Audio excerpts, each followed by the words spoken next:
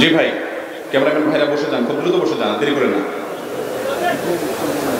ভাই। অনেক প্রশ্ন আসছে, সবগুলোর উত্তর আমরা হয়তো দিতে পারবো না, যতটুকু সম্ভব আমরা দেই। প্রশ্নের উত্তরের মাধ্যমে জ্ঞান অর্জন করা, এটা জ্ঞান অর্জন করার একটা পদ্ধতি। সাহাবা ইকরাম যে বিষয়গুলো নিজেরা জানতেন না, সে বিষয়গুলো প্রিয় নবী সাল্লাল্লাহু আলাইহি ওয়াসাল্লামের কাছে তারা প্রশ্নের মাধ্যমে জেনে নিতেন। আল্লাহ কোরআনে বলেছেন, ফাসআলু আহলা যিকরি ইন কুনতুম লা তা'লামুন, তোমরা আহলে জিকির ওলামাদের কাছে জিজ্ঞাসা করো যদি তোমরা না জানো। নবী আলাইহিস সালাম বলেছেন, আসওয়ালু নিসফুল ইলম, আদর্শ প্রশ্ন জ্ঞানের অর্ধেক। বেশিরভাগ জায়গায় মাহফিলগুলোতে বা বিভিন্ন মিডিয়াতে প্রশ্ন যারা করেন, এই প্রশ্নগুলো হয় খোঁচাখুচিমূলক, জানার উদ্দেশ্যে প্রশ্ন হয় খুব কম। এই যে আমার হাতে অনেকগুলো প্রশ্ন দিয়েছেন, এগুলো প্রশ্ন নাকি আলপিন আমার সন্দেহ হয়। আলপিন বুঝেন তো, মানে কতগুলো আলপিন দিছে, কেউ কাউকে খোঁচানো দরকার, নিজে পারছে না তো মৌলভী সাহেবের কাছে দিয়ে দিলে হুজুর একটা খোঁচা আপনি দিয়ে দেন। প্রশ্ন না, ওইটা কি আলপিন। এটা খুবই দুঃখজনক একটি ব্যাপার, নিজের জানার জন্য প্রশ্ন খুব কম হয়। আল্লাহ তাআলা সঠিক উদ্দেশ্যে সুন্দরভাবে প্রশ্নোত্তরের মাধ্যমে জ্ঞান অর্জন করার তৌফিক আমাদেরকে দান করুন। প্রথম প্রশ্ন, প্যান্টের সমস্যার অজুহাতে সালাত পরিত্যাগ করার বিধান কি? প্যান্টের সমস্যার কারণে অনেক যুবক ভাই বা অনেক বিভিন্ন বয়সের ভাইয়েরা দেখা যায় নামাজ পড়ে, নামাজ পড়তে বললে বলে যে হুজুর প্যান্টে একটু অসুবিধা আছে না, না এরকম রোগ। পুরুষ মানুষ, সুস্থ মানুষ, ডায়রিয়ার রোগীও না, কিছু না, প্যান্টে কি অসুবিধা হবে? প্যান্টে অসুবিধা হওয়ার তো কোনো কারণ থাকতে পারে না। প্যান্টে অসুবিধা থাকবে কেন? পেশাব করার পর পবিত্রতা অর্জন করবেন, পানি দিয়ে ধৌত করবেন, পবিত্র করবেন। পেশাব করার পর যদি আপনি পবিত্রতা অর্জন না করেন, আপনাকে সালাত আদায় করতে হবে, সেটা তো আছেই। এছাড়া আপনার পেশাবের ফোঁটা যদি আপনার রানে, আপনার শরীরের কোনো অংশে লাগে, এটা কি আপনার স্বাস্থ্যের জন্য ভালো না খারাপ? অ্যালার্জি হবে, নানা রকমের রোগ বালাই হবে, এটা অপরিচ্ছন্ন, এটা নোংরামি। এই জন্য একজন নামাজি মানুষের চাইতে পরিচ্ছন্ন পবিত্র কেউ হতে। মুসলমানের প্যান্ট আবার খারাপ হবে কেন? এটা ছোট বাচ্চা যদি বলে যে আঙ্কেল আমার 3 বছর বয়স, আমার প্যান্ট খারাপ, এটা মানা যায়, ঠিক না? ঠিক, ও পানি খরচ করতে যায় না। একজন যুবক মানুষ তাগড়া, দুনিয়ার সব বুঝে, পেশাব করার পরে যে পানি নিতে হয় এতটুকু বুঝে না, আবার ভাত চক্কর, জামায় কাপড়ে মনে হয় যে বিশাল স্মার্ট মানুষ উনি, ভিতরে অবস্থা হলো যে কাপড় খারাপ। এটা বলতেও তো লজ্জা হওয়ার কথা। ভাইরা আমার, নামাজের জন্য কাপড় খারাপ, এ অজুহাত আল্লাহর কাছে চলবে। প্যান্ট নষ্ট হলে প্যান্ট পাল্টায় আসে, কারোর কাছে একটা গামছা নিয়ে গামছা পরে নামাজ পড়েন, সতর ঢাকলেই হলো হাঁটু থেকে, নাভি থেকে হাঁটু পর্যন্ত পুরুষরা। অতএব প্যান্ট খারাপের অজুহাতে নামাজ ত্যাগ করা হারাম, কোন অবস্থাতে জায়েজ। ডবল শাস্তি হবে, নামাজ পড়লেন না আবার অপবিত্র থাকলেন, অপরাধ দুইটা করলেন। আল্লাহ বলেছেন ওয়াথিয়াবাকা ফাতাহির, কাপড়কে কি করো? পবিত্র করো। যদি আয়াতের অন্যান্য ব্যাখ্যাও আছে। অতএব যুবক ভাইরা, নামাজ ত্যাগকারী ব্যক্তি নিজেকে মুসলমান দাবি করার নৈতিক অধিকার। ওমর ফারুক রাদিয়াল্লাহু তাআলা বলেছেন, লা হাজ্জা ফিল ইসলামে লিমান তারাকাস সালাহ, যে ব্যক্তি নামাজ পড়ে না, ইসলামে তার কোনো হিস্সা নাই, অংশ নাই, তার কোনো অধিকার নাই নিজেকে মুসলমান দাবি করার নৈতিকভাবে। নামাজ ত্যাগ করলে সে ব্যক্তি ইমানদার থাকে কিনা, এটা নিয়ে ইখতিলাফ আছে ইমামদের মধ্যে। ডেঞ্জারাস একটি বিষয়, ইমান আছে কিনা এটা নিয়ে কথা আছে। অতএব আমাদের সমাজে মানুষ নামাজ তো পড়ে না, আবার পড়তে বললে বা বেশি বললে বলে নামাজ না পড়লে কি হয়েছে, ইমান। ব্যাপারটা এরকম হয়ে গেল যে ব্রাশও করে না, মেসওয়াকও করে না, কিন্তু বলে ব্রাশ মেসওয়াক না করলে কি হয়েছে, আমার মুখ পরিষ্কার আছে। এই দাবিকারী যেরকম মিথ্যাবাদী, নামাজ না পড়ে আবার ইমান আছে, দম্ভ ভরে এই দাবিকারীও সত্যবাদী হতে পারে। দ্বিতীয় প্রশ্ন, বিয়ে করার উদ্দেশ্যে প্রেম করা যাবে কিনা? শরীয়তের দৃষ্টিতে এই ধরনের প্রেমের পরিণতি কি? ভাই, বিয়ের উদ্দেশ্যে প্রেম, অনেকে মনে করে যে প্রেম তো বেশিরভাগ হয় টাউটগিরি, বাটপারি, বেশিরভাগ তো হলো শয়তানি উদ্দেশ্যে হয়। তো কেউ মনে করে আসলে কিয়ামত নিকটবর্তী হয়ে গেছে, তো এখন যেই চোরে সব নিয়ে যাওয়ার পরেও মালিকের পকেটে কিছু টাকা রাখে যায়, যে বেচারা অন্তত সকালে উঠে নাস্তাটা করতে পারে, সেই চোর মনে করেন আমি এই যুগের অনেক বড় নেককার মানুষ। এখন বিবাহ বহির্ভূত সম্পর্ককে আল্লাহ তাআলা হারাম করেছেন, এটা হারাম। এখানে সামাজিক কোনো কমিটমেন্ট থাকে না, কোনো সাক্ষী থাকে না, রেজিস্ট্রেশন নিবন্ধন কাবিন থাকে, যার কারণে যা খুশি তা হয়। এই যে আনুষ্কা ধ্যানের মতো ঘটনাগুলো এর জ্বলন্ত, হয়তো একটা প্রকাশ হয়েছে তলে তলে, এরকম কত যুবকের জীবন ধ্বংস হয়ে যাচ্ছে, ঠিক না ঠিক? এই জন্য বিবাহ বহির্ভূত সম্পর্ককে আল্লাহ তাআলা হারাম করেছেন।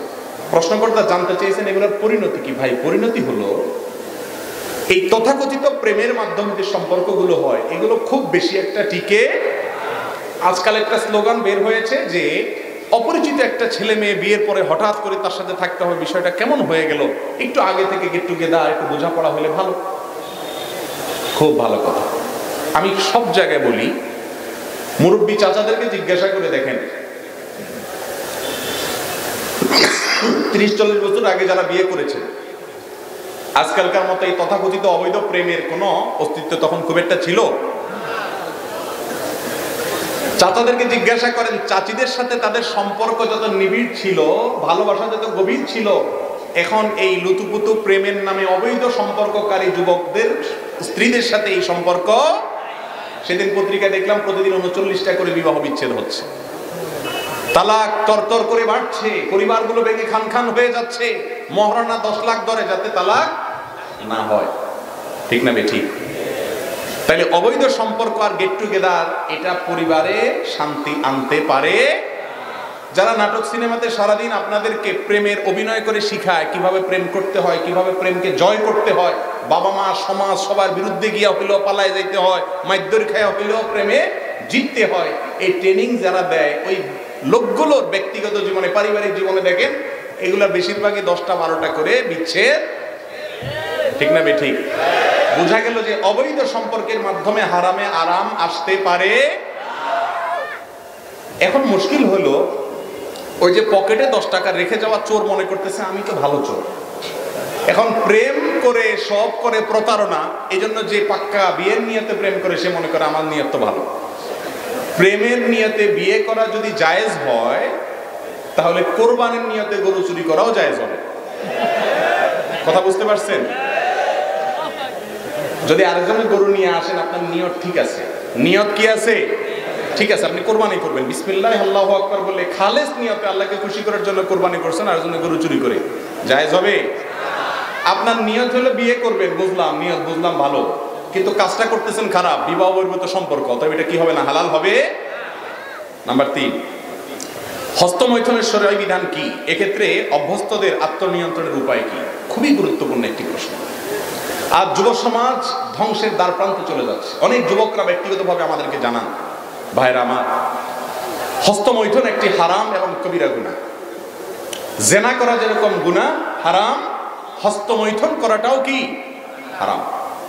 আল্লাহ রাব্বুল আলামিন কোরআনে কারীমে সূরা মুমিনুন 18 নম্বর পারার প্রথম সূরা, আল্লাহ তাআলা বলেছেন, ওয়াল্লাযীনা হুম আনিল লাগবি ওয়াল্লাযীনা লিফুরুজিহিম হাফিজুন ইল্লা আলা আজওয়াজিহিম আও মা মালাকাত আইমানুহুম ফাইন্নাহুম গায়রু মালুমিন ফামান ইবতাগা ওয়ারাআ যালিকা ফাউলাইকা হুমুল আদুন। বৈধ স্ত্রীর মাধ্যমে যৌন চাহিদা চরিতার্থ করা ছাড়া অন্য যত পদ্ধতিতে মানুষ যৌন চাহিদা চরিতার্থ করে, হাত দিয়ে বা অন্য কোনো উপায় হস্তমৈথুনের মাধ্যমে, আল্লাহ বলেছেন তারা হলো সীমা লঙ্ঘনকারী। তারা কি? তার মানে হারাম। একটি যায়ীফ হাদিসে এসেছে, লাআনাল্লাহু নাকে হাইয়াদি, যে ব্যক্তি হস্তমৈথুন করে আল্লাহ লানত তার উপরে বর্ষণ হয়। যদি এই হাদিসের সনদ নিয়ে অনেক মুহাদ্দিসগণ আপত্তি তুলেছেন, কিন্তু এই ব্যাপারে পৃথিবীতে কোনো আলেমের দ্বিমত নাই যে হস্তমৈথুন করা একটা হারাম কাজ, একটা হারাম। এটা দুনিয়ার জন্য যেমন ধ্বংস, আখিরাতের জন্য ধ্বংস অনিবার্য। মুশকিল হলো এই নেশা থেকে বাঁচতে পারে না যুবকরা। বাঁচার জন্য কয়েকটা পরামর্শ। নাম্বার 1, হস্তমৈথুন থেকে বাঁচার জন্য সবচেয়ে কার্যকর হলো যে সমস্ত হারাম জিনিস দেখার কারণে হস্তমৈথুনের আগ্রহ জাগ্রত হয় সেগুলো দেখা বন্ধ করা। সেগুলো দেখা বন্ধ করা। এগুলো আপনার আখিরাতকে ধ্বংস করবে, আপনার দুনিয়াকে ধ্বংস করবে। এগুলো থেকে সরে আসার জন্য হিম্মত লাগে, সৎ সাহস লাগে। মোবাইলটাকে ফরম্যাট দিয়ে দেন, ফেসবুক আইডি ডিঅ্যাক্টিভ করে দেন, ইউটিউব অ্যাপ দেখেন না মোবাইলে। অর্থাৎ যেই সমস্ত জায়গাতে হারাম জিনিস দেখে আপনি হস্তমৈথুনের দিকে অগ্রসর হন, সেগুলো দেখা কি করতে হবে? বন্ধ করতে হবে। নাম্বার 2, হস্তমৈথুন সাধারণত নির্জনতা ছাড়া হয়, যথাসম্ভব নির্জনতা অ্যাভয়েড করতে হবে। যথাসম্ভব নির্জনতা কি করতে হবে? যাতে একাকী রুমে না থাকেন, কোন একজন বন্ধু যেন থাকে, কোন একজন মানুষ যেন থাকে। একা একা যথাসম্ভব থাকবেন না, রুমে থাকলে দরজা কখনো আটকাবেন না। এক কথা, নির্জনতাকে এড়ায় চলবেন। এগুলো নিজেকে সংশোধন করার জন্য সংগ্রাম। নাম্বার 3, আল্লাহর কাছে একটু মনে মনে দোয়া করবেন নামাজের পরে, আল্লাহ আমার ক্ষমতা না নিজেকে নিয়ন্ত্রণ করা, আল্লাহুম্মা আতি নাফসি তাকওয়াহা ওয়া যাক্কিহা ওয়া আনতা খায়রু মান যাক্কাহা। আল্লাহ আমার মনটাকে কন্ট্রোল করা, শয়তানের প্রয়োজনে থেকে আমাকে বেঁচে থাকার মতো শক্তি আপনি দেন, আপনি আমাকে বাঁচায় দেন। আল্লাহর কাছে কি করবেন? দোয়া করবেন। এগুলোর মাধ্যমে ইনশাআল্লাহ আল্লাহ তাআলা আমাদেরকে হেফাজত করবেন। আর সর্বশেষ এবং 4 নম্বর হলো, বিবাহ করার ন্যূনতম ক্ষমতা থাকলে দ্রুত বিবাহ করে ফেলবেন। আর প্রবাসীরা খুব দ্রুত প্রবাস শেষ করে দেশে চলে আসবেন। এগুলোর মাধ্যমে ইনশাআল্লাহ হস্তমৈথুন থেকে নিরাপদ হওয়ার সুযোগ ইনশাআল্লাহ তৈরি হবে।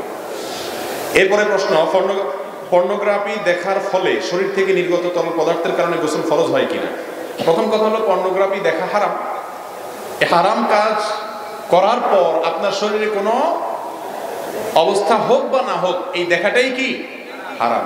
এরপরে আসুন, যদি তরল পদার্থ বের হয় পেশাবের আগে অথবা পেশাবের পরে যেরকম বের হয়, এরকম আঠালো কোনো কিছু পানির মতো বের হলে সেক্ষেত্রে অজু ভেঙে যাবে, গোসল ভঙ্গ হবে না। বীর্যপাত হওয়ার আগ পর্যন্ত গোসল ভঙ্গ হবে না। এরকম হলে কাপড় লাগলে কাপড়ের ওই জায়গাটা শুধু ধুয়ে ফেললে চলবে, আর অজু করলে কি হয়ে যাবে? নামাজ পড়া যাবে। এরপরে আসুন, ফ্রি ফায়ার ও পাবজি গেম খেলার বিধান কি? প্রথম কথা হলো ভাইরা আমার, আমরা আগেই বলেছি রহমানের বান্দাদের বৈশিষ্ট্য হলো তারা অনর্থক অহেতুক কাজ করতে পারে না। অহেতুক কাজ করা এটা কোনো ইমানদারের বৈশিষ্ট্য হতে, সফল ইমানদারদের বৈশিষ্ট্য সম্পর্কে আল্লাহ তাআলা কোরআনে কারিমে 18 নম্বর পারায় সূরা মুমিনুনে বলেছেন, ওয়াল্লাযীনা হুম আনিল লাগবি মুরিদুন, যারা অনর্থক কাজ থেকে কি করে? বেঁচে থাকে। এইজন্য অনর্থক কাজ থেকে বেঁচে থাকতে হবে। গেম খেলা এটা কি অর্থবহ কাজ না অনর্থক কাজ? কিন্তু আজকাল অনেক সময় গেম খেলে পয়সা কামানো যায়, এটাকে একেবারে অনর্থক বলা যায় না। কিন্তু এই পদ্ধতিতে অর্থ কামাইকে ইসলাম সমর্থন করে। এটা আর্থসামাজিক উন্নতির জন্য তেমন কোনো ভূমিকা রাখে না, এটা প্রোডাক্টিভ কোনো কাজ না, এটা জীবনকে শেষ করে দেয়। ভাইরা আমার, যেই খেলা দেখার পরে আরো স্থূলতা তৈরি হয়, যেই খেলা দেখার পরে আরো অলসতা তৈরি হয়, লুডো আমরাও ছোটবেলায় যে খেলি নাই তা তো না, কিন্তু লুডো খেলার পরে মনে প্রশান্তি অনুভব হয় না, আরো অস্থির লাগে। হারলে তো মনে হয় যে দুনিয়াটা শেষ করে ফেলি, আরো অবস্থা খারাপ, তাই না? এই জাতীয় গেমস মোবাইলে হোক আপনার লুডো জাতীয় হোক, এগুলা খেললে মনের ভিতরে আরো অস্থিরতা তৈরি হয়। ইসলাম খেলাকে সমর্থন করে, ফিজিক্যাল খেলা, দৌড়াদৌড়ির খেলা, সতর ঢেকে ফুটবল খেলেন কোনো টাকা নিজেরা লেনদেন করা ছাড়া, ক্রিকেট খেলেন এডিকশন ছাড়া, হারাম কোনো কাজ না করে, শুধুমাত্র শরীরের কসরতের জন্য যদি কোনো খেলা খেলেন, সেগুলোর মাধ্যমে শরীরের মধ্যে স্ফূর্তি আসে, কর্মস্পৃহা তৈরি হয়, মনটা প্রফুল্ল হয়। আধা ঘন্টা ফুটবল খেলেন কোনো হারাম লেনদেন টেনদেন ইত্যাদি ছাড়া, সকল হারাম বাদ দিয়ে ফুটবল খেলেন, খেলার পরে দেখবেন নিজের ভিতরে একটা ফ্রেশনেস অনুভব হবে। এই জন্য ফিজিক্যাল খেলা ইসলামে কি আছে? জায়েজ আছে, শর্ত সাপেক্ষে। আর এই জাতীয় পাবজি গেম, নামই হলো পাবজি। এখন কি কারণে পাবজি, অজেতা মিয়ার নামের কারণ যায় না, তবে পাপ আছে শুরুতে, অতএব এটা হালাল না হারাম জিজ্ঞেস করার দরকারটা কি?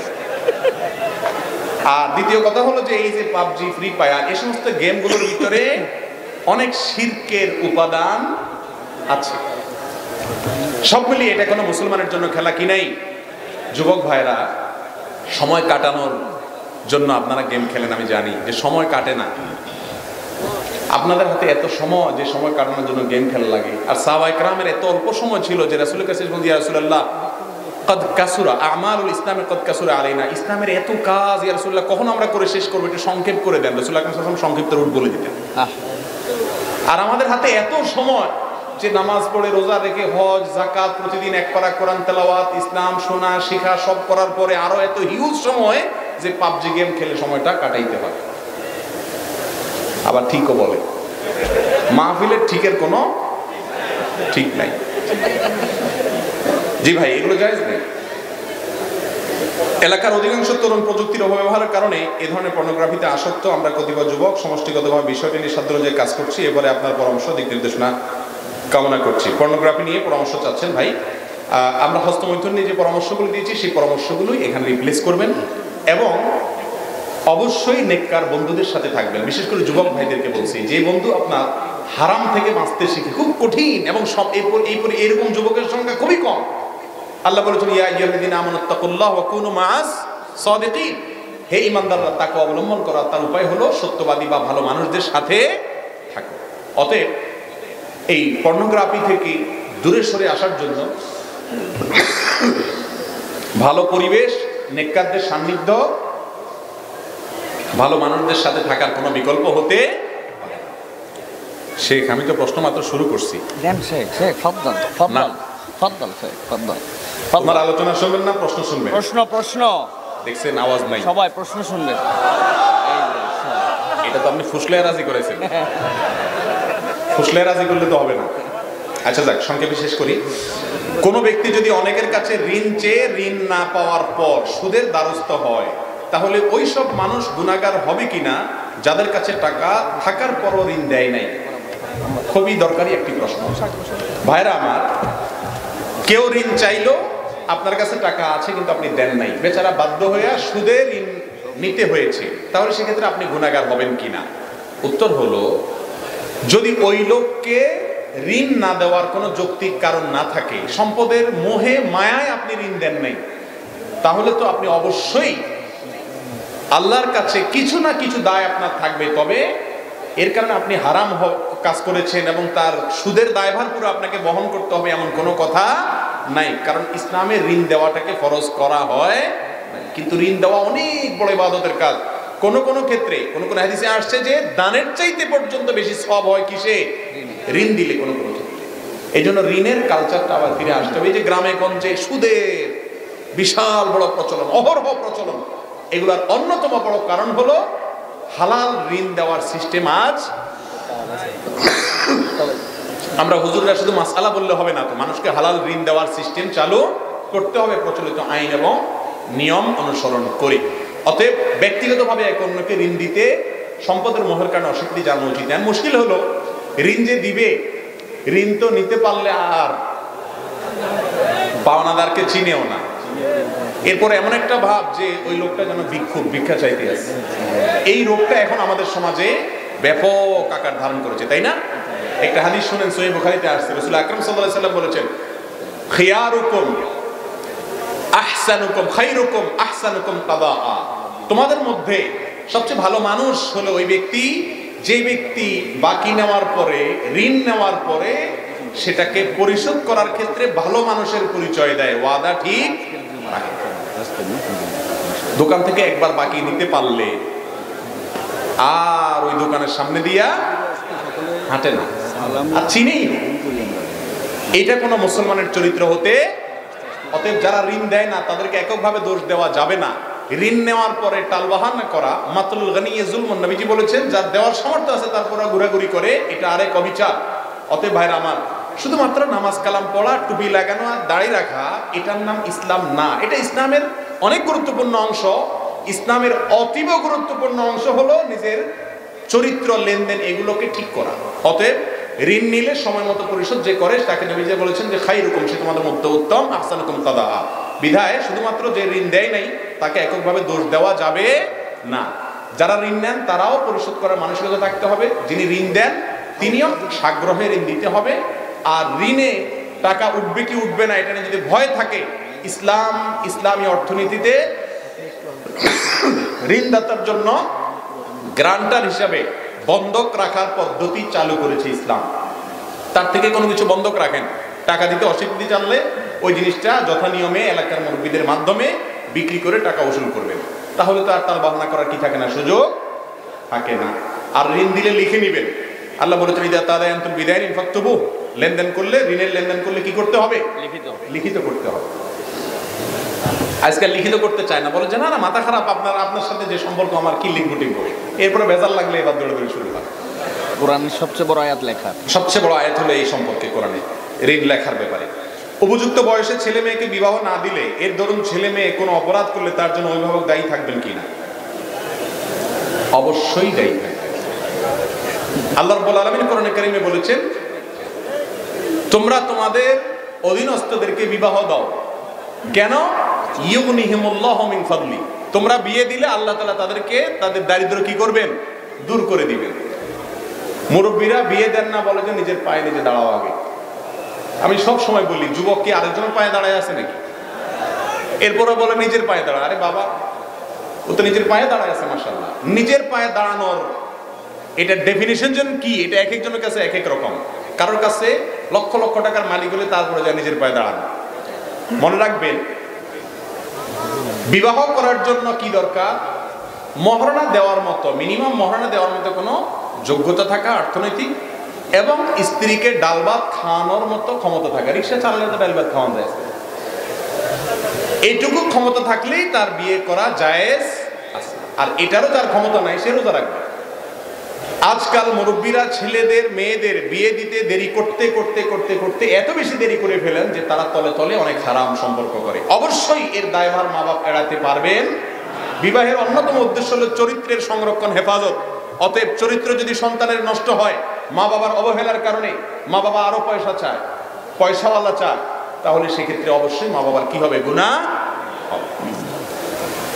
একজনের বিবাহিত স্ত্রী অন্যের সাথে পালিয়ে বিয়ে করলে জায়েজ হবে কিনা, এই প্রশ্ন করার কোনো প্রয়োজন নেই। এই জন্য শুরুতে বলেছি, আসওয়ালু নিসফুল ইলম, আদর্শ প্রশ্ন জ্ঞানের অর্ধেক। এই প্রশ্ন তো করার দরকার নাই। আপনারা তো সবাই কম বেশ একজনের বউ আরেকজনের বিয়ে করলে এটা জায়েজ হওয়ার কোনো কারণ থাকতে পারে? কোনো কারণ থাকতে পারে না। যতক্ষণ পর্যন্ত কারোর সাথে বৈবাহিক বন্ধনে আবদ্ধ আছে, বিশেষ করে অনেক প্রবাসীর ক্ষেত্রে এরকম হয়, দেশের ক্ষেত্রে যারা দেশে আছেন তাদেরও হয়, যে একজনের স্ত্রী আরেকজনের সাথে চলে যাচ্ছে। যদি চলে যায়, ওখানে যত বিয়ে পড়াক না কেন, মক্কা শরীফের ইমাম সাহেব এসেও যদি বিয়ে পড়ান, বিয়ে হবে? হারাম হবে, জিনা হবে। আল্লাহ তাআলা আমাদের বোঝার তৌফিক দান করুন। নামাজে বুকে হাত বাঁধলে এবং আমিন জোরে বললে অনেকে এটাকে ফিতনা বলে। তাহলে ফিতনা আসলে কাকে বলে? ভাই, নামাজের জোরে আমিন বলা এটা বিভিন্ন হাদিস দ্বারা প্রমাণিত আছে। হাদিসের উপর আমল করলে সেটা ফিতনা হতে যাবে কেন? হ্যাঁ, ফিতনা তখন হবে আপনি যদি, যে আস্তে আমিন বলছে, আস্তে আমিন বলার সপক্ষেও বিশুদ্ধ হাদিস আছে। আপনি যদি বলেন যে না, তোমার নামাজ হয় না, তুমি রাসূলের তরিকা নামাজ পড়ো না, এই সমস্ত কথা বলে যদি বিশৃঙ্খলা করেন, তাহলে সেক্ষেত্রে সেটা অবশ্যই কি হবে? ফিতনা হবে। আমরা আজকাল অসহনশীল হয়ে গেছি ভাইরা। আমাদের মসজিদগুলোতে সুদখোর, ঘুষখোর, টিনচোর, গমচোর, সব ধরনের অপরাধীরা আসতে পারে, সবার জন্য উন্মুক্ত। কিন্তু কেউ জোরে আমিন বললে বা বুকে হাত বাঁধলে বলে যে তুই মসজিদে আসবি। অনেক মসজিদে এই রোগটা আছে না নাই? একই বাড়াবাড়ি বিপরীত দিক থেকেও বা সব পক্ষ থেকেই কম বেশ হয়, কেউ কম করে বেশি করে। ভাইরা আমার, এই সীমা লঙ্ঘন করা ইসলামে জায়েজ। যে ভাই কোন হাদিসের উপর আমল করছে তাকে অ্যাপ্রিসিয়েট করা উচিত। অনেক যুবক নামাজই পড়ে না, তাদের ব্যাপারে আপনার কোনো মাথা ব্যথা নাই। ওই বেচারা হাদিসের উপর আমল করছে, তার বিরুদ্ধে লাগছেন। আপনার বিবেককে জিজ্ঞাসা করেন, আপনি কোনো ভালো কাজ করছেন না অন্যায় কাজ করছেন? এটা কখনো ভালো কাজ হতে পারে না। সেই সাথে যুবককেও খেয়াল রাখতে হবে যে ওলামাদের বিরুদ্ধে অথবা ইমাম সাহেবদের বিরুদ্ধে অথবা মুসল্লিদের বিরুদ্ধে খেপিয়ে তোলার মতো মূর্খতা সুলভ কাজও যেন না হয়। ভাগ্য যদি নির্ধারণ হয়েই থাকে, তবে আমরা কেন আল্লাহর কাছে হায়াত, রিজিক, সুস্থতা কামনা করি? এই জন্য কামনা করব যে ভাগ্যে কি লেখা আছে আমরা জানি না। অতএব ভাগ্যটা বিশ্বাস করতে হবে, আর কর্মটা আমাকে ঠিকই সম্পাদন করতে হবে। দোয়া হলো কর্ম, ভাগ্য হলো বিশ্বাসের বিষয়। আমার বিশ্বাস থাকবে, হবে সেটাই যেটা আল্লাহ চাইবেন। কিন্তু তাই বলে আমি চেষ্টা না করে বসে থাকবো? আমাকে চেষ্টা করতে হবে। ভাগ্যের জায়গায় ভাগ্য বিশ্বাস করবে। এক হুজুরকে এরকম ধরছে আটকানোর জন্য, বলে যে হুজুর ও নামাজ পড়ে না। বলে যে নামাজ পড়ে না কেন? বলে হুজুর আমি তো আসলে নামাজ পড়তে চাই, যেহেতু আল্লাহর হুকুম ছাড়া কিছুই হয় না, তো এই জন্য আমি আসলে মসজিদে যাচ্ছি না। আল্লাহ আমার নামাজে নেওয়ার মনে হুকুম নাই, আমার ভাগ্যে লেখা আছে আমি এখন শুয়ে থাকবো, এই জন্য আমি শুয়ে আছি। হুজুর বেচারা তো কোনো জবাব দিতে পারে নাই, নামাজের টাইম হয়েছে, চলে গেছে। পরে সকালবেলায় ও যখন উঠে প্যান্ট শার্ট পরে হাঁটা দিচ্ছে, কলার ধরছে, কয় চান্দু কই যাস? কয় অফিসে যাই। শো আল্লাহ তাআলা তোরে খাওয়াবে না ইনশাআল্লাহ। আল্লাহর প্রতি এত বিশ্বাস তোর যে আল্লাহর কথা হুকুমের বাইরে কিছুই হয় না, তুই শুয়ে থাক, আল্লাহর হুকুমের বাইরে কিছুই হবে না। তো বোঝা গেল যে এগুলো সব সুবিধাবাদী কথাবার্তা। ভাগ্যের ভালো মন্দ সবকিছু আল্লাহর নিয়ন্ত্রণে, ঠিক আছে, কিন্তু আমাকে সেই আল্লাহই বলেছেন কি করতে, ফাইদা কুদিয়াতিস সালাতু ফান্তাশিরু ফিল আরদি ওয়াবতাগু মিন ফাদলিল্লাহ, আল্লাহ রিজিক তালাশ করো। আর হাদিসে আসছে দোয়ার মাধ্যমে আল্লাহ তাআলা কিছু কিছু ভাগ্য পরিবর্তন করেন। এজন্য দোয়া এবং চেষ্টা ঠিকই চালাতে হবে। মহারণা আদায় না করে অনেক দাদা দাদিরা বয়সী হয়ে মারা গেছেন, তাদের উপরে শরীয়তের হুকুম কি? মহারণা পরিশোধ করে যেতে হবে। স্ত্রীর মহারণা ছাড়া যদি কেউ মৃত্যুবরণ করেন, কিয়ামতের দিন সেই স্ত্রী তার বিরুদ্ধে বাদী হয়ে আল্লাহর কাছে মামলা করবে, কারণ তার পাওনা অধিকার আদায় করেন না আপনি। এই জন্য যদি ময়মুরব্বী মারা যেয়ে থাকেন, নাতি হিসাবে আপনার মায়া হয়, হ্যাঁ আমার দাদা দিছে না দিছে, তো মহারণার ওই টাকাটা দাদার পক্ষ থেকে দান করে দিবেন, অথবা দাদির পক্ষ থেকে দান করে দিবেন, যেন আল্লাহ তাআলা তাকে কি করে, মুক্ত করে দেয়। বাকি তাদের কি অবস্থা হয়েছে না হয়েছে, তারা কেউ কাউকে মাফ করে দিচ্ছেন কি দেন, তাদের ব্যাপার। আপনি নাতি হিসাবে নিশ্চয়ই দাদা দাদিদের মহারণা 10 টাকা 20 টাকার বেশি ছিল না, তো 20 টাকা দান করা কোনো ব্যাপার না, খুব সহজে দাদা দাদিকে মুক্ত করতে পারবে ইনশাআল্লাহ। আজ বাংলাদেশে এত সমস্যা হওয়ার পরেও সকল আলেমরা কেন ঐক্যবদ্ধ হচ্ছেন না? ভাই, আলেমরা বেশিরভাগ বিষয়ে ঐক্যবদ্ধ আলহামদুলিল্লাহ। বাংলাদেশে 6 ওয়াক্ত নামাজের কথা বলা আলেম আছে কোনো? জোহরের নামাজ 6 রাকাতের পক্ষে কোনো আলেম আছে? শুধুমাত্র অনৈক্যগুলোকে অনেকে বড় করে দেখে। আমি যে দেখি যে 99% বিষয়ে সবাই মিল আছে, অমিলের বিষয়গুলো বেশি না কম? কম। এই কমটাও দূরত্বটা কমে যাবে। আপনাদের একটা দায়িত্ব আছে, আর সবচেয়ে বেশি দায়িত্ব ক্যামেরা আলাদা বলবো। কোথায় আমি কি ওয়াজ করলাম না করলাম, আমি কারণ নামও নেই নাই, ইশারাও দেই না, আমার মাথায়ও নাই, ভিডিও কাইটা তার সাথে লাগাই দিলেন। কাজটা কি হালাল না হারাম? সবচেয়ে ওয়াজ বেশি শুনে ক্যামেরাওয়ালারা, আর ওয়াজ শোনার পরে আবার এই যে আকামটা করেন, আল্লাহর কাছে জবাবদিহি করা লাগবে কি লাগবে না বলেন? ওলামায়ে কেরামের একজনের সাথে আরেকজনকে বাঁধানোর জন্য ভক্তদের দায় অনেক বেশি। আমার ভক্ত ওনার 14 গোষ্ঠী উদ্ধার করতেছে, ওনার ভক্ত আবার আমার 14 গোষ্ঠী উদ্ধার করতেছে। কিয়ামতের ময়দানে আল্লাহর কাছে যখন আপনি ধরাও খাবেন, গালি দেওয়া কি হালাল কাজ না হারাম কাজ? আপনি যখন গালি দিলেন, ওনার ছবি বিকৃতি করলেন, কিয়ামতের দিন আমি কি আল্লাহর কাছে যাই বলবো আল্লাহ এটা আমার ভক্ত, আল্লাহ ওর কিছু করবেন না, খবরদার ওর দিয়ে দেন, এরকম কথা? আপনার হুজুর নিজেদের উপরে থাকবে, আপনার কোত্থেকে বাঁচাবে? নিজের আমল নিজেকে বাঁচাবে আল্লাহর রহমতে ইনশাআল্লাহ। অতএব ওলামাদের মধ্যে ঐক্য সৃষ্টি হোক যদি চান, কাউকে ভক্তি করেন ভালো কথা, অন্যের বিরুদ্ধে বিষোদ্গার করতে যাবেন সোশ্যাল মিডিয়াতে, ফেসবুকে, কোথাও লেখালেখি করবেন না, এটা আপনাদের দায়িত্ব। মানতে পারবেন ইনশাআল্লাহ? আর আমার ইউটিউবার ভাইরা বললেও লাভ হবে কিনা আল্লাহ জানে ভালো। আপনারা এই যে ভিডিও কাটাকাটি করা, ভাই ভিউ একটু বেশি হবে, কিন্তু আল্লাহর কাছে যাওয়া লাগবে না, সেটা মাথায় রেখে। অ্যাডসেন্স করে পয়সা হয়তো কয়টা একটু বেশি পাবেন, বুঝলাম, কিন্তু এটা কারণে আল্লাহর কাছে জবাবদিহি করতে হবে কি হবে না? আল্লাহ আমাদেরকে সবাই তার ভয় অন্তরে ধারণ করার তৌফিক দান করুন, আমিন আমিন। ফজরের আজানের আগে কোরআন তেলাওয়াত, দুরূদ শরীফ পড়া যাবে কিনা, বা গজল বলা যাবে কিনা? আজানের আগে কোনো কিছু বলার কোনো নির্দেশ ইসলামে? ইসলাম হলো মুহাম্মদ রাসূলুল্লাহ সাল্লাল্লাহু আলাইহি ওয়াসাল্লাম যেভাবে করতে বলেছেন সেটা করার নামই কি? মন গড়া কোনো কিছু করলে সেটার নাম কি হবে না? ইসলাম হবে। চট্টগ্রামের দিকে আছে যে আজানের আগে কি কি কথাগুলো বলে, এবং অনেক এলাকাতে আছে যে মুয়াজ্জিন সাহেব মাইকে আগে অনেক কিছু বলে। আপনি যত ভালো কাজই করেন না কেন, রাসূল করিম সাল্লাল্লাহু আলাইহি ওয়াসাল্লাম যা করতে বলেন নাই সেটাকে যদি আপনি যোগ করেন, এটার নাম হলো বিদআত। এটার নাম কি? আর সকল বিদআতের ঠিকানা কোথায়? জাহান্নাম। এটা করা যাবে না। আজানের আগে কোনো কিছু বলতে হয় নাই, বলা হয় নাই। আজানের পরে দোয়া বলবেন, দুরূদ পড়বেন। অবসর ভাতা সুদ হবে কিনা? অবসর ভাতা সুদ হতে যাবে কেন? অবসর ভাতা জায়েজ আছে, তবে অবসর ভাতাকে বিভিন্ন স্কিমে আপনি যদি লাগান সেটা সুদ হওয়ার প্রশ্ন আসতে পারে, কিন্তু অবসর ভাতা এটা সুদ নয়। বিবাহের পর একদিন সংসার করার পর জানতে পারলে সৎ ভাই বোন এখন ইসলামের বিধান কি? আর এটা তো আগে থেকে জানা উচিত ছিল, এটা ত্রুটি হয়েছে, যদি এটা পরে জানা যায় সঙ্গে সঙ্গে বিচ্ছিন্ন হয়ে যেতে হবে, কারণ সৎ ভাই বোনের সাথে বিবাহ কি নাই, জায়েজ নাই।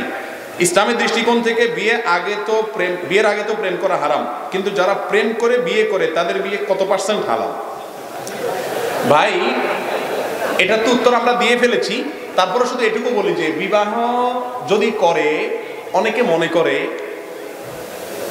আপনার কালো টাকা সাদা করার একটা সিস্টেম আছে না, তো মনে করে যে প্রেম করার পরে বিয়ে করে ফেললে বোধহয় আগের গুলো সব সাদা হয়ে যায়। না, এটা ভুল কথা। যদি বিয়ে করেন তাহলে বিয়ে করছেন ভালো কথা, কিন্তু আগে যে আকাম কুকাম করছেন সেটা বিয়ের কারণে মাফ হবে।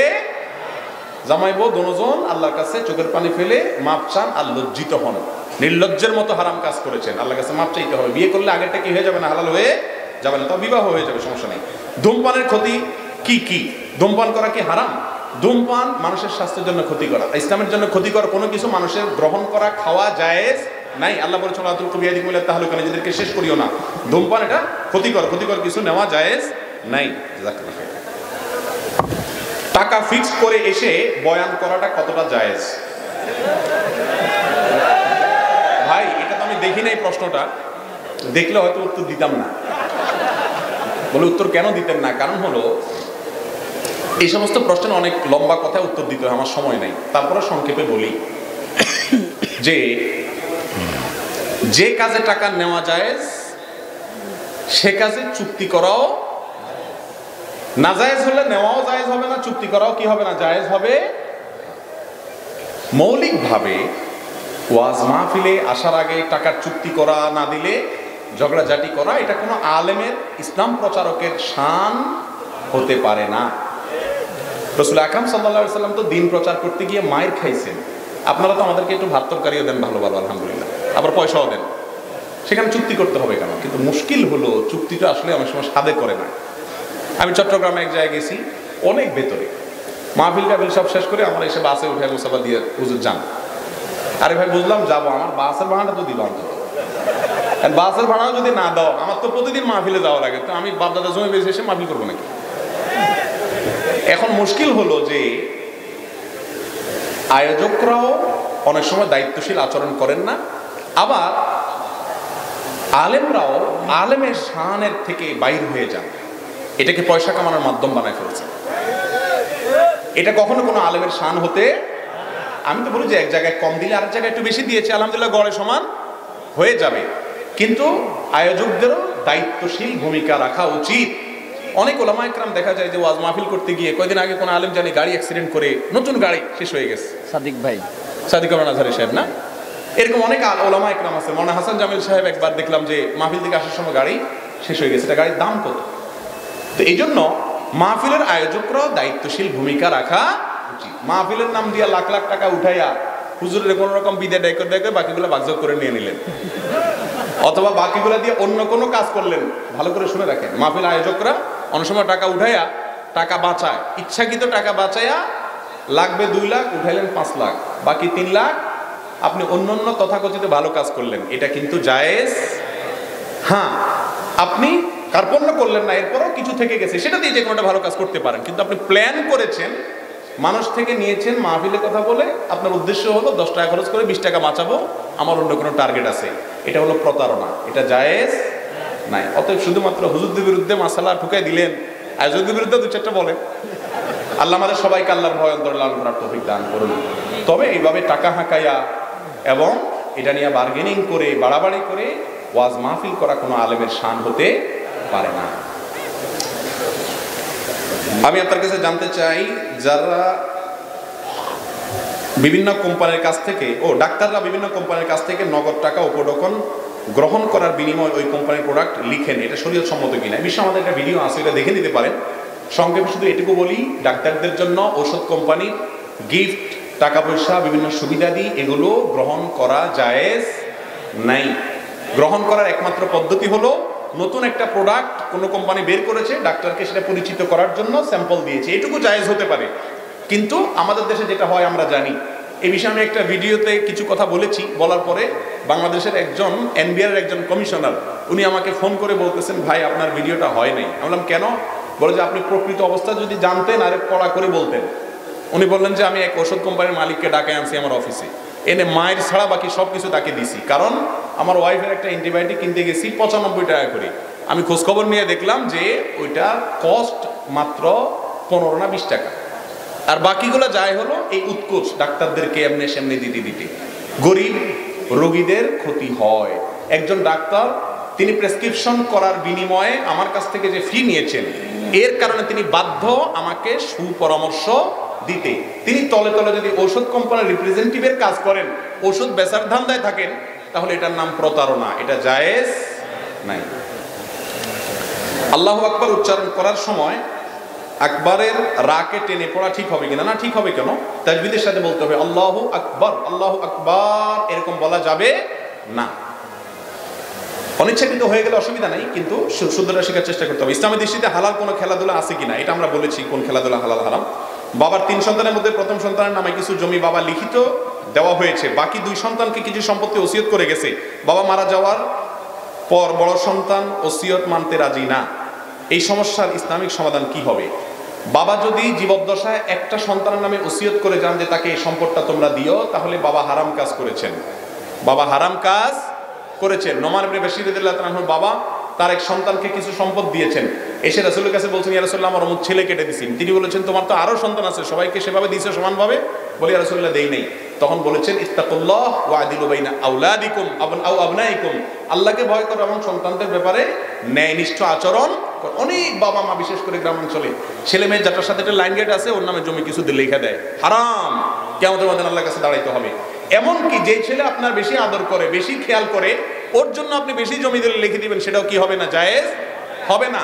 কারণ আপনার ঘরে জন্মগ্রহণ করার কারণে তার অধিকার হয়ে গেছে আপনার সম্পদে ভাগ পাওয়া। কেউ যদি আপনার সাথে সদাচরণ করে আল্লাহর কাছে সে তো বিনিময় পাবে, কেউ করে না সে শাস্তি পাবে। কিন্তু জমি আপনি দেওয়ার ক্ষেত্রে, সম্পদ দেওয়ার ক্ষেত্রে হেরফের করতে পারবেন না। অতএব বাবার এই ওসিয়ত মানা কোনো জরুরি না। রফিল আদান করা সুন্নত, কিন্তু ইমাম সাহেব যদি রফিল আদান না করেন, মুক্তা যদি রফিল আদান করেন, কোনো গুনাহ হবে কিনা? কোনো অসুবিধা নেই। ইমাম কোনো সুন্নত না পালন করলে মুসল্লি যে করবেন এমন কোনো কথা নাই। জানাজায় দাঁড়িয়ে ইন্নী ওয়াজ্জাহাতু পড়া জায়েজ আছে কিনা? জানাজা বলতে জায়নামাজে বোঝা বলছেন, জায়নামাজে দাঁড়ানোর দোয়া হলো ইন্নী ওয়াজ্জাহাতু, এটা আমাদের দেশে প্রচলিত আছে। আমি বলি ভাই রাসূলের যুগে জায়নামাজই ছিল না, দোয়া থাকবে কোত্থেকে? জায়নামাজ ছিল রাসূল সাল্লাল্লাহু আলাইহি ওয়াসাল্লামের যুগে, তাহলে দোয়া পড়বে কোত্থেকে? ইন্নী ওয়াজ্জাহাতু এটা হলে দোয়া ইস্তিফতা সানা, সুবহানাকাল্লাহুম্মার জায়গায় কি পড়বেন? ইন্নী ওয়াজ্জাহাতু পড়বেন পারলে, কিন্তু জানামাজে দাঁড়ানোর কি নাই? আলাদা কোনো দোয়া নাই। এটা বগদাদি কায়দাতে আছে বা বিভিন্ন বই পুস্তকে আছে, কোরআন হাদিসে কোথাও নাই। আমাদের দেশে মেয়ে বিবাহ দেওয়ার পরে বিভিন্ন সময়ে নানান ধরনের উপঢৌকন পাঠানো হয়, যেমন শীতের নাস্তা, কোরবানি, গরুর মাংস, মশলা ইত্যাদি। এগুলো সম্পর্কে কি বলবেন? মেয়ে বিয়ের পরে বিভিন্ন ধরনের উপঢৌকন পাঠানো হয়। দেখেন, আমি সবসময় বলি এই কথাগুলো, মেয়ে বিয়ের পরে যৌতুক নেওয়া, সেটা পিঠার নাম দেওয়া হোক, ফলের নাম দেওয়া হোক, এটা হলো সবচেয়ে বড় নির্লজ্জতা এবং নিকৃষ্ট ডাকাতি। নিকৃষ্ট ডাকাতি। ঠিক বলে জোগাড় দিয়ে লাভ নাই।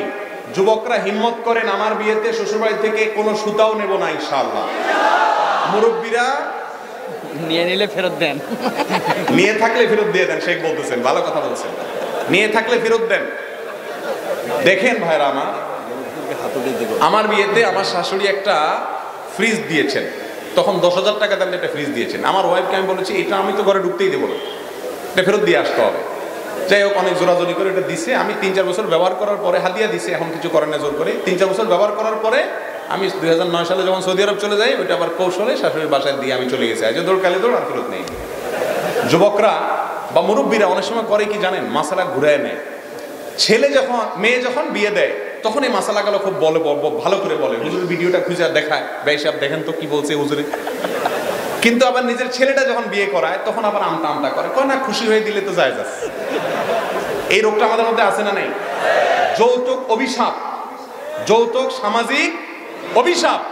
দিনদার কপালে সিল লাগাই ফেলছেন সিজদা করতে করতে, এই সিলে কোনো কাজ হবে না যদি এই যৌতুক নেন। লজ্জা থাকা উচিত। মেয়ের বাপ, কিন্তু অন্যদিক চলে যায়, আমার কথা আমি শেষ করি। মেয়ের বাপ মেয়েটাকে জন্ম দেওয়ার পরে বড় করা পর্যন্ত লক্ষ লক্ষ টাকা ইনভেস্ট করছে, কি করে না মেয়ের জন্য? আপনি ছেলে তো শ্বশুর মশাইকে যাই বলা উচিত, আব্বা যান এই মেয়েরে পড়াইছেন, এমএ পাস করেছেন আপনি, আর ওই এমএ পাসের সার্ভিসটা দিচ্ছে আমার ঘরে, আমার বাচ্চা কাচ্চা পড়াচ্ছে, ঠিক না ঠিক? অসুস্থ ছিল, সুস্থ করছেন আপনি, এখন কাজ করতেছে আমার বাসায়, ঠিক না ঠিক? সব পয়সা খরচ করলেন আপনি, সার্ভিসটা নিচ্ছি আমি। অতএব কত খরচ হয়েছে বলেন, মানুষের মূল্য তো দিয়ে পারা যায় না, অন্তত সার্ভিস ফি বা খরচগুলো অন্তত দেই। এটা করা উচিত যুবকদেরকে। উল্টে আরো বেহায়ার মতো বলে যে মেয়ে জন্ম দিছো কেন? এই জন্য তোমার শাস্তি, পিঠা দাও, আম দাও, কাঁঠাল দাও, নির্লজ্জের মতো। এর চাইতে ভিক্ষা করা অনেক বেশি উত্তম। কুরবানির গরু দাও, কোরবানির গরু দেয়। আবার বিয়ের সময় মেয়ের বাড়িতে কতজন যাবে সেটা নিয়ে বার্গেনিং করে, 500 লোক যাবে, 600 লোক যাবে। খানার এত তল পড়ে গেছে, এত নির্লজ্জ হইতে হবে কেন? নাম মার্কে বরযাত্রী, আমি বলি বদযাত্রী। বদযাত্রী, বদ। বিয়ের মধ্যে একটা খাওয়া আছে শুধু, মেয়ের বাড়িতে হবে। ঠিকঠাক বলে চিল্লাবেন, কিন্তু কাজের বেলা তো কিছু হয় না, সবই তো হয় তলে তলে, সবাই করে। হিম্মত করবেন? আমি আলহামদুলিল্লাহ বলতে পারি যে কথাগুলো বলছি এগুলো সবগুলো আমার বিয়েতে আমি অ্যাপ্লাই করেছি। আমার শ্বশুরবাড়ি থেকে বলছে যে বাবা মেহমান কয়জন আসবে? আমি বললাম আমার বাপ অভিভাবক হিসাবে থাকবে আর আমার মামা থাকবে, 2জন সাক্ষী লাগে, 2জন থাকবে আর আমি 3 নম্বর। আলহামদুলিল্লাহ বহু জোরাজুরির পরে, কান্নাকাটির পরে কোন রকম টেনে টুনে 8 জন না 9 জন নিছি আমি। এরপরে অনেক যুবক আছে যে মেহমান নিয়ে শ্বশুরবাড়ি যায় উঠে, এমন নির্লজ্জ। যাক, আমি আর এদিকে আর যাচ্ছি না, এগুলো হারাম কাজ, এগুলো জায়েজ নেই ভাই। যৌতুকের বিরুদ্ধে সংগ্রাম করতে হবে। শুধু কাল ওই কপালে সিল লাগানো দিনদারি না, নামাজ পড়বেন আর এগুলো ঠিক করবেন তো ইনশাআল্লাহ। ইসলামিক পোশাক বলতে কি বোঝায়? সতর ঢাকা কি ইসলামিক পোশাক নয়? শুধুমাত্র পাজামা পাঞ্জাবি কি ইসলামিক পোশাক? পোশাক সম্পর্কে জানতে হলে ডক্টর খন্দকার আব্দুল্লাহ জাহাঙ্গীর রাহমাহুল্লাহ রচিত পোশাক, পর্দা ও দেহসজ্জা এই বইটা কিনবেন। এত চমৎকার একটা বই, সবাই পড়া উচিত। এখানে স্যার রাহমাহুল্লাহ অমুসলিমদের অনেক গবেষণার কথা উল্লেখ করেছেন। সংক্ষেপে শুধু এটুকু বলি, ইসলামী পোশাক বলতে বিশেষ কোনো টাইপের পোশাক নাই। এই যে জুব্বা পাঞ্জাবি পরছি আমরা, এগুলো কোনো ইসলামী পোশাক বলতে কোনো কিছু না। ইসলামী পোশাকের কিছু ড্রেস কোড দেওয়া আছে, যেমন পুরুষরা মেয়েদের মতো পোশাক পরবে না, সতর ঢাকে এরকম পোশাক পরবে, অমুসলিমদের মার্কা বহন করে এমন কোনো পোশাক পরবে না। আজকাল দেখবেন পাঞ্জাবির সাথে ওড়না পাওয়া যায়, আছে কিনা? নাই। ওড়না থাকবে মেয়েদের, অতএব পাঞ্জাবির সাথে ওড়না থাকলে এটা কি নাই?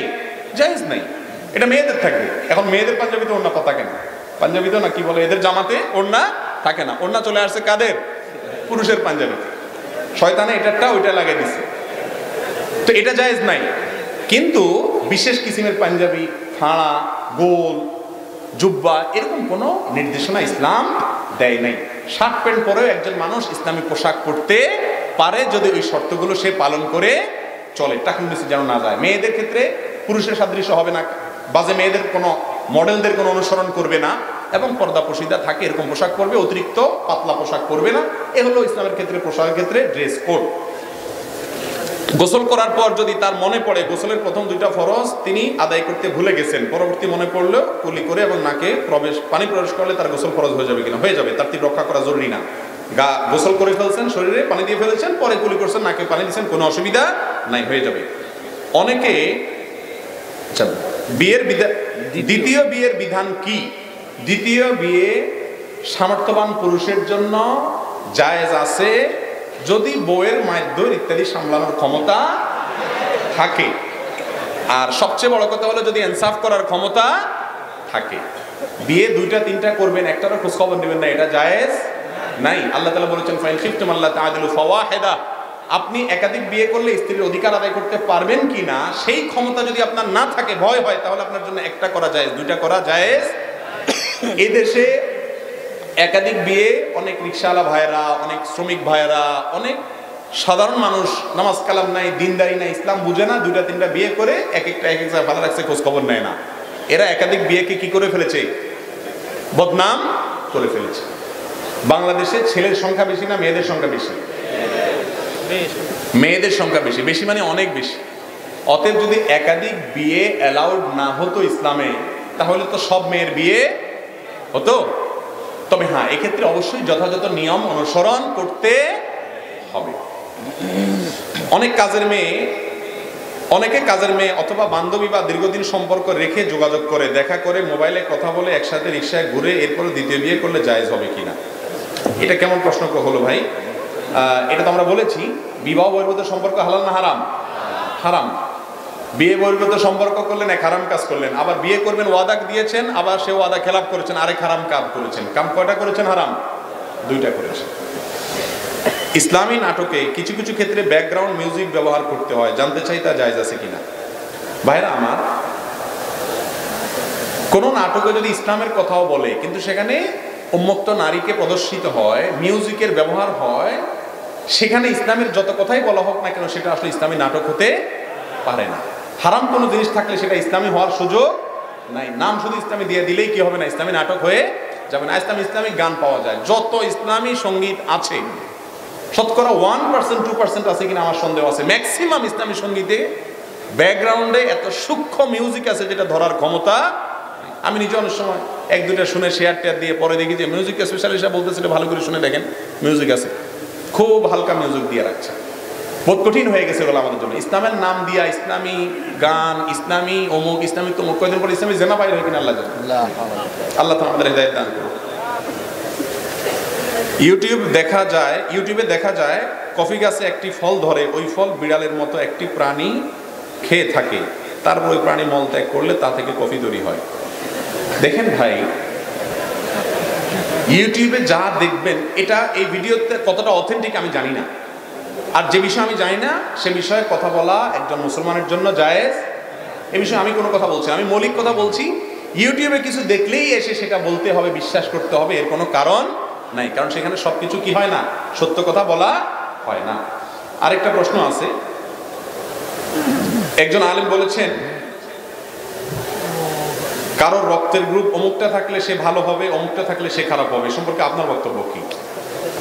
দেখুন, কারোর শরীরে বিশেষ কোনো ব্লাড গ্রুপ থাকলে তিনি আল্লাহওয়ালা হবেন, অমুক ব্লাড গ্রুপ হলে তার রক্তের গ্রুপটা অমুক হলে তিনি আখিরাত বিমুখ হবেন, এরকম কোনো ধারণা কোরআন হাদিস তো আমাদেরকে দেয় নাই। তবে গবেষকরা মানুষের রক্তের গ্রুপ নিয়ে গবেষণা করে অমুক রক্তের গ্রুপের মানুষের মধ্যে এরকম প্রবণতা থাকে, অমুকের মধ্যে এরকম প্রবণতা থাকে, এরকম কোনো কথা যদি কোনো গবেষক বলেন তাহলে সেই গবেষকের নাম উল্লেখ করে, সূত্র উল্লেখ করে জাস্ট তার গবেষণাকে উল্লেখ করা যেতে পারে, কিন্তু সেটাকে একেবারে অথেন্টিক এবং নিশ্চিত করে মানুষকে বলা উচিত নয়। আল্লাহ রাব্বুল আলামিন তাকওয়া, দিনদারি এটা আল্লাহ প্রদত্ত। কারো রক্তের গ্রুপ কিছু হলে, এখন আমি যদি বলি যে অমুক রক্তের গ্রুপ হলে সে আখিরাত থেকে দূরে থাকে, এই বেচারা মনে করবে তাইলে তো আমি যত চেষ্টা করি কাজ হবে না, আমি টানবো জান্নাতের দিকে, আমার রক্তের গ্রুপে আমাকে জাহান্নামের দিকে টেনে নিয়ে যাবে। তো এত সহজ সমীকরণ করা উচিত না, আর বিশেষ করে এই সমস্ত বিষয় অনেক স্পর্শকাতর, অনেক ভেবে চিন্তে কথা বলতে হবে। আল্লাহ তাআলা আমাদেরকে বুঝার তৌফিক দান করুন। জাযাকুমুল্লাহ খায়রান ওয়া আখিরু দাওয়ানা আলহামদুলিল্লাহ।